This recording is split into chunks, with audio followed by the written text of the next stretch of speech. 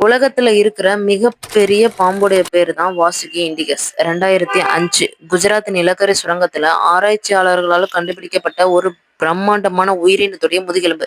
எந்த மாதிரி உயிரினம் அப்படின்னு டீப்பா போய் ஆராய்ச்சி பண்றாங்க. அப்பதான் ஒரு மிகப்பெரிய உண்மை தெரிய வருது.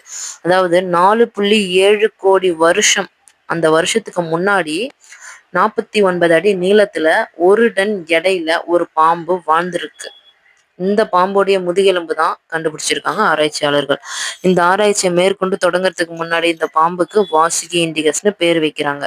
இந்த பாம்பு வாழ்ந்த காலகட்டம் அப்படின்னு பார்த்தீங்கன்னா, இமயமலை கூட முழுசா தோன்றல. அதற்கான நிலவியல் செயல்முறைகள் தான் நடந்துகிட்டு இருக்கு.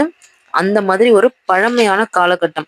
இந்த பாம்புடைய முதுகெலும்பு கிடைச்ச இடத்திலேயே பார்த்தீங்கன்னா, திமிங்கலம், சுறா, முதலை, ஆமை இந்த மாதிரி நீர்வாழ் விலங்குகளுடைய எச்சங்களும் கிடைச்சிருக்கு. இதனால இந்த நிலப்பகுதி கடலா இருந்திருக்கும் அப்படின்னு சொல்லிட்டு இது போல ஆராய்ச்சியாளர்கள் நிறைய சொல்றாங்க. சுவாரஸ்யமான தகவல் தெரிஞ்சுக்க நம்ம சேனலை மறக்காம சப்ஸ்கிரைப் பண்ணிருக்கேன். Thank you friends.